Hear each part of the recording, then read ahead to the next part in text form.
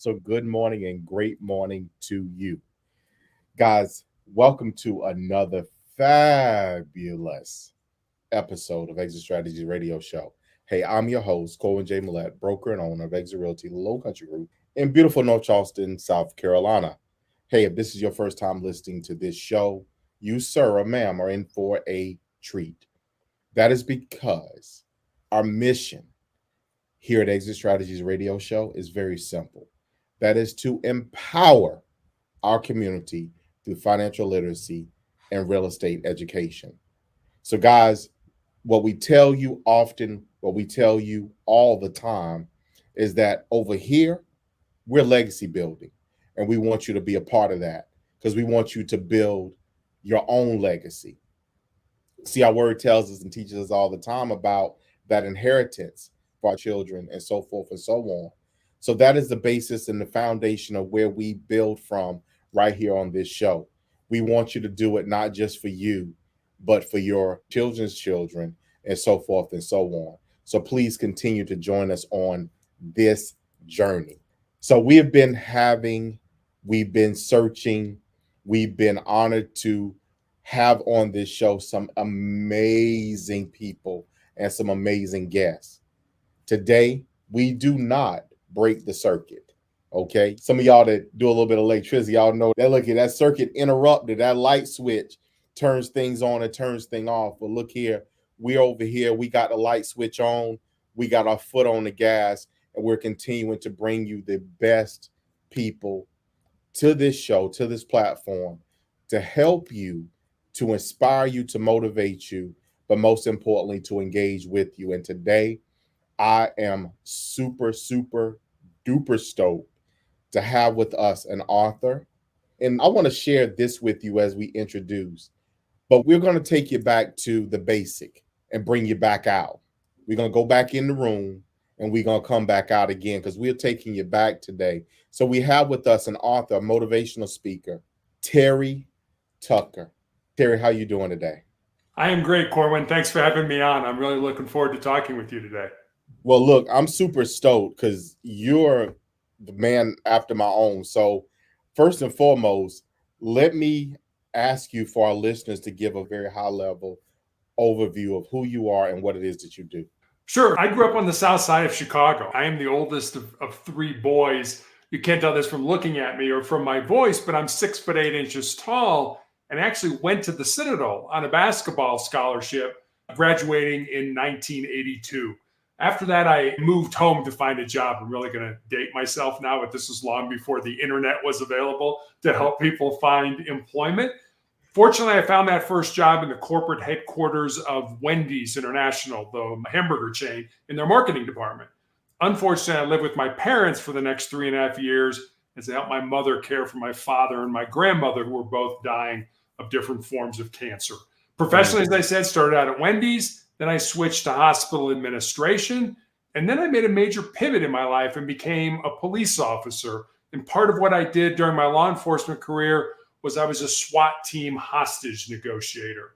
After law enforcement, I started a school security consulting business, coached girls high school basketball when we lived in Texas, but for the last 11 and a half years have been battling a rare form of cancer, a rare form of melanoma. And then I guess just finally, my wife and I have been married for 30 years. We have one child, a daughter, who's a graduate of the United States Air Force Academy and is an officer in the new branch of the military, the Space Force. Wow. That is awesome. So look, I'm going to tell you, Terry, what I heard in the very beginning on the south side of Chicago and the number of brothers that you had. The first thing I thought about is, well, he had to know how to fight. Well, I'm the oldest, so yeah, absolutely. So, Terry, as I alluded to our listeners a little earlier, you're a person after my own heart. First and foremost, you're about overcoming challenges, which is one of the things that we talk about, or some of the stuff we talk about on this show. We got to start from somewhere, and if you're somewhere where you don't want to be, then you got to figure out how to get to where you want to be. So you're a motivational speaker as well as an author, and you really focus on, if you will, the mindset of people's thought processes and all those things. So if you don't mind, what kind of got you one, what inspired you to become a motivational speaker and an author? And then what was the catalyst that said, okay, this is what I want to talk to people about? Yeah, that's a great question. I am by nature a very private individual. It's hard for me to put myself out there. But if you want to be good in anything, whether it's business or speaking or being an author, you have to be authentic. You have to show up and say, this is me, warts and all. You like me, you don't like me. This is who I am. And I mentioned my father was dying when I graduated from college. And my dad had end stage breast cancer back in the 1980s when they didn't know how to Mhm, treat men with breast cancer. And they pretty mhm, much told him to go home and die. And I remember he lived another 3.5 years. And Corwin, I believe he did because he had a purpose in life. He had something to live for. And he was in real estate. And he actually worked up till 2 weeks before he died. And so I tucked that in the back of my mind and said, when it's my turn in the barrel, so to speak, I need to have a purpose. I need to have something to do. And so when I got cancer back in 2012, and I've had all these setbacks along the way, I had my foot amputated in 2018, I had my leg amputated in 2020. I knew I had to have a purpose. And so people were suggesting, hey, you should tell your story. And I was really hesitant. I was very resistant to nah, my story's not any different, any better than anybody else. But more and more people talked about it. There's that old joke that says when we talk to God, it's called prayer. When God talks to us, it's called schizophrenia. So God has never talked to me. But what I think God does is put people in our path that start to make the same suggestion over and over again. And that's what happened with me with writing the book and with speaking. And I just got to a point where I was like, well, okay, God, if this is what you want me to do, I'm pretty nervous about it, pretty scared about it, don't really want to do it, but I'm going to put myself out there. And that started the speaking business. And it also started me down the road becoming an author. what I heard in that, Terry, was you had to trust. That's what that if he gave it to you, one, you had to trust that, okay, you gave this to me to do. So that means I need to do it, but I also need to do it to the best of my abilities, because I have to give my best in this in order for it to be, if you will, blessed. So one, I appreciate you answering that call because it's needed. You speak from a place of overcoming every adversity, every challenge that was placed in front of you, quote unquote. And I appreciate you even opening the door for this in the conversation today. But in Job, people told Job that, well, you should just lay down and curse God and die. You know what I'm saying? Like, really? But that's what man will say to you. What man will give you is that. But you have to believe and have a different mindset in order to overcome that. You didn't do that, so that's why you're still here. So you still have purpose. So again, I thank you for that, for sharing that and opening that door. So what is it that you do that you believe is different than what others would do in the same situation? I think it goes back to, for me, it started as an athlete. You mentioned my brothers. I played basketball at the Citadel. I have a younger brother who pitched for the University of Notre Dame, another brother who was drafted by the Cleveland Cavaliers in the National Basketball Association. So we all played sports in college, and my one brother went on after college. And I think what I learned in sports, and for me, it was team sports. And I think for me, it was sports. It can be whatever team you're on, is the importance of being part of something that's bigger than yourself. You realize on a team that if you don't do your job, not only do you let yourself down, but you let your teammates down, your coaches down, your fans down, etc. And if you think about it, the biggest team game that we all play is this game of life. And so I learned early. When I was 15 years old, I had my first knee surgery and had two more subsequent to that in high school. So the odds of ever playing in college, not alone on a Division I level, were astronomically against me. And I remember when I went back playing basketball, my brain was putting all kinds of negative thoughts into my mind. Things like, hey, Terry, you're probably a step slower since your surgeries, and college coaches aren't going to be interested in reaching out. But I remember thinking, wait a minute, I'm still playing at an elite level, and coaches are still reaching out about the possibility of playing for their college or university. I realized I had to change the narrative. I had to callous my mind. And people ask me a lot of times, how do you do that? How do you callous your mind? How do you just not give in or give up when times get tough? And I tell them it's real simple. You just do every day things you don't want to do. Every day you should do something that makes you nervous, that scares you, that's uncomfortable, that's potentially embarrassing. I need to clean the house. I don't want to clean the house. I need to study for that test. I don't want to do that. We'll study for that test. I need to pay the bills. I don't want to do that. Pay the bills. Do those small things every day that you find uncomfortable. And if you do that, when the big disasters in life hit us, they hit all of us. We end up getting let go from our job. We break up with our boyfriend or our girlfriend. We find out we have a chronic or a terminal illness. You'll be so much more resilient to handle those things when they present themselves in your life. That is real interesting because as you're talking, Terry, I'm thinking, reflecting about so many different things that I've heard of, people I've been talking to, and people going through things, and everyone's disposition differs. Some people get the, okay, this happened, and they're defeated, their countenance shrinks, they slump over, slouch over. And then some people that just, okay, well, let's go. And they're right back in. There's no hesitation. They seemingly don't miss a beat and they keep trudging and moving forward. And there is really no difference between the two people other than their thought process. So, Terry, if you disagree, please disagree. I don't disagree. You're absolutely right. But I believe that we have the same process to make decisions. Some people just get through them faster. That their process is, oh, we ain't gonna wallow in this place. We're gonna hurry up and expedite it to get to, okay, this is what we need to do and let's go. Is that fair? Absolutely. So, one of the things that you talk about often is how do you embrace the pain and the suffering and the other things that you go through in life and do something with it so that you, quote unquote, on the backside come out stronger and more prepared to deal with whatever else life brings to you.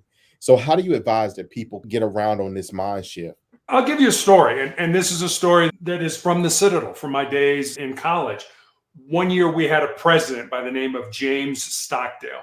And he was an admiral at the time. He retired as an admiral, but he was a naval aviator. He was a fighter pilot during the Vietnam War. And he was shot down in 1965 and spent 8 years as a prisoner of war in a prisoner of war camp called the Hanoi Hilton in Vietnam. And he actually won our nation's highest military award, the Medal of Honor, for the actions that he took while he was a prisoner of war. And I remember being at an event with Admiral Stockton. He was the president of the college. I was a cadet, so I did not spend a lot of time around him. But I remember somebody asked him, who were the people that survived that brutality, that abuse, that torture? And it was interesting. He said, well, let me tell you who didn't survive. He said, the people who didn't survive were the big, tall, strong, tough guys that thought that they could handle any kind of abuse or torture. And this was interesting. He said the other group that didn't survive were the optimists. He said these were the people that figured that they would be rescued or let go by Thanksgiving or Christmas or Easter. And when Thanksgiving or Christmas or Easter would come and go, he said those people died of a broken heart. He said the people that survived were the people that understood what they could control in their lives and controlled it. And he said for us, it was pretty much the air that we were breathing and the thoughts in our minds. He said everything else was at the discretion of the enemy. But I think that's where people get in trouble. They try to control things, whether it's financial things, whether it's family things, whether it's medical things, that they can't control, that are way outside their purview. And that builds anxiety. That builds a soft mind. That builds fear, and people quit and they give up. And I think that what you need to do is understand what you can control in your life and control that. And let the rest of the stuff worry about itself because you have no control over it. Why bring all that anxiety on yourself for something that you have no control over? So in that, Terry, I heard the scripture says that let tomorrow worry about itself. Sufficient of the day is the evil thereof. There's enough problems or issues you have to deal with today to not have to worry or have the anxiety, if you will, about tomorrow. I appreciate that as well because Again, this is all mindset. We oftentimes are so engrossed in things that are far yet to come that you have no control over. But the things that you have control over today, if you focus on those, then you have the opportunity to better impact what your tomorrow, should you be granted a tomorrow, what your tomorrow is going to look like. You speak a lot again from life experiences and stuff, and you share that. Now, you're an author as well. So, what's the name of your book? Sustainable Excellence, the 10 Principles to Leading Your Uncommon and Extraordinary Life. So, 10 principles. Give us one of them. I'll give you one, and it's one that, in all honesty, it's in the book because I'm not proud of this. I've done this many times in my life. And the principle is this: most people think with their fears and their insecurities instead of using their minds. And I know I've done that. I know I've wanted to do something or start something, and it's been like, oh, wait a minute. Maybe I don't have enough information, or maybe I'm not smart enough, or what will people think about me if I fail? That's thinking with our fears and our insecurities. And Corwin, I always tell, especially if I speak to a group of young people, I always tell them, if there's something in your heart, something in your soul that you believe you're supposed to do, but it scares you, go ahead and do it. Because at the end of your life, the things that you're going to regret are not going to be the things you did. They're going to be those things you didn't do. And by then it's going to be too late to go back and do them. That's very fair, because you certainly, the things that, two things, if you will regret, one, the things you didn't do that you wanted to, and the things you failed at that you believe you could have succeeded at. In each of those instances, each of those places, it is fear that was allowed to influence the income instead of being the fear, instead of utilizing the fear as a catalyst to say, look, I'm going to do this. I'm scared to death. And it's interesting to even say that. I'm going to take you to a couple of recent conversations, because a schoolmate, classmate, friend of my wife's recently on swimming lessons. And this is the thing. Okay, they're an adult. They never learn how to swim. They want to learn how to swim. So they start taking swimming lessons, and they didn't tell anybody they were starting to do it. They were doing it. At some point in time, they may mention to a family member, hey, I'm taking swimming lessons. First thing the family member says to them, oh, you can't swim. When they go back to their next lesson, now they're afraid again. It's like a reset takes place, and we allow people, unfortunately, you know this by far more than I, or well, I'll say you know this, but we allow people to hinder us because of their lack of belief. Maybe they don't know how to swim, or maybe they don't know how to do this, or what have you. You're learning, or you're approaching it with, okay, I want to overcome, I want to accomplish this, and they will give you something negative or say something to you that basically just, it like hits you like a ton of bricks, and just boom, it freezes you, causes you to stop, and hinders you from getting those things accomplished. You have a don't quit attitude, Terry. If you look back, and again, South Chicago brothers, you had to learn how to fight. So I'm pretty sure you learned pretty early not to quit, because if so, you might get beat, right? Yeah. But what has caused you to solidify? What was that thing that kind of was the iron being forged and poured into the mold that said, look, this is how we're going to live life and moving forward? I think I learned early on just how important it was to surround myself with people that were better than me. Corwin, if I didn't know you, but I knew the 5 people that you hung around with the most, I could tell you all kinds of things about you. What was important in your life, what you valued, what your goals were, what your dreams were, and things like that. So I learned early on that I wanted to be around people that made me smarter, that made me financially better off, that made me have better character, to be more humble, and not be around. And I think this is the problem. People get into a group where I call them energy suckers. They just suck the energy right out of you and right out of the room. And all of a sudden now you're around people where it's all about them. It's all about drama. It's all about negativity. And you have no choice but to play along with that because you're hanging around with those people. So I always recommend people, if there's one thing in your life that's going to decide whether you're going to be successful, whether that's in business, whether that's as a family, whether that's in sports or whatever it is, it's the people that you surround yourself with. Absolutely 100%. If you surround yourself with negative people, you're going to be a negative person. Versus if you surround yourself with positive people. And I think that's what our parents taught my brothers and I, the importance of family, of loving each other, of caring for each other, of supporting each other.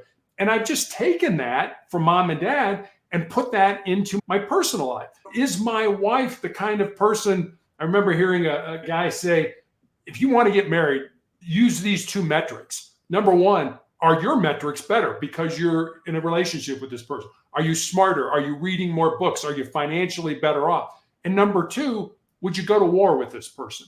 When the bullets were flying and you were tired and hurt and cold and wet, would that person still be there for you? Would that person still support you and love you and care about you, even when you weren't at your best? And if the answer is yes to those two questions, then seriously, I mean, there's other things to consider as well, but consider marrying that individual. But you can apply that same metric to your personal life, to your friends and things like that. So I guess I learned early on that I needed to surround myself with people that made me better. But then that also puts the onus back on you that you've got to make those people better as well, because they're not going to want to hang around somebody that doesn't make them better as well. But all that just lifts you higher as opposed to pulling you down into all that negativity. That's a very good point. And I love that because it has to go both ways. You should be challenged in a good way. You shouldn't be challenged to quote unquote follow the status quo, the gossiping, the rumor. You should be reading, you should be engaged, you should be doing other things, always about to hang out in the party and all this other stuff, all the miscellaneous backbiting and those kind of things. It should be the other way around. It should be the opposite end of the spectrum where you're challenged to be better at whatever it is that you do, that you should want to be pushed and challenged to the highest level. If I haven't hit my goal, then your friends should be saying, well, what are you doing? And in turn, if they're not hitting their goals, you should be saying to you, what are you doing? Why are you not working at this? Let's go. I need you to push harder and go, because otherwise, why are we even doing this? That's huge. That right there is another point to put in there, Terry, to say that, look, your friends should be there through it all. Don't get me wrong, but it should encourage you to better. And you should be doing the same thing for them. So that is massive. That is massive. Can I add one more thing to that? Yes, yes, please. So I think even take that a step further. Your friends need to be good enough friends that they love you enough that they're willing to tell you the truth, even if that truth is something negative. I want somebody to say to me, Terry, yeah, I know you want to do that, but that's not good for you. That's not going to be something positive. But what do we do when that happens? We ostracize that person. We put them off to the side. It's, oh, hey, you're not agreeing with me. We like people. We like to hang around people that are like us. But you need people in your life that are willing to risk the relationship they have with you because they love you enough to tell you the truth. If you have those people in your life, oh my God, keep them. Do whatever you need to do to keep them in your life, because they are absolutely positively going to make you a better human being because they're willing to tell you the truth. Definitely. So, Terry, we are quickly reaching the end of today's show. For our listeners, how can people get in contact with you? Where can they buy your book? And how can they connect with you to be inspired and motivated to be? And I'm going to share this with you as you get ready to deliver that information. But the CEO of Exit Realty, which is a company that we have an office, if you will, under, one of the things that she says, and it resonates with me, about, we always talk about human beings, but we're humans becoming. We're becoming our better versions of ourselves. So where can people connect with you in order to get plugged in and to work on becoming better humans? Sure. So I have a blog. It's called Motivational Check. Every day I put up a thought for the day. On Mondays, I put up the Monday morning motivational message. I have recommendations for books to read, videos to watch. You can leave me a message. That's all at motivationalcheck.com. And Sustainable Excellence is available anywhere you can get a book online: Amazon, Barnes & Noble, Apple iBooks. Anywhere you get a book online, you can get Sustainable Excellence. Awesome. Awesome. Terry, I greatly appreciate you taking time out of your busy schedule to be here on the show with us and for dropping those insights for our listeners. So from the bottom of my heart, thank you for being a part of the Exit Strategies radio show family. Well, Corwin, thanks for having me on. I really enjoyed talking with you today. Awesome, awesome. So for our listeners, guys, look, hey, y'all got some notes. Y'all got some, hopefully some of that stuff spoke to your spirit today. So you can take this, internalize it, and make it a part of who you are as you all move forward with your lives. Guys, look, it's time to change our mindset so we can get the results that we're after. Look here, y'all know how I feel. Y'all know what I say. Y'all know I always put the two of those things and I always say it to you this way, which is I love you. And we're going to see you guys out there in those streets.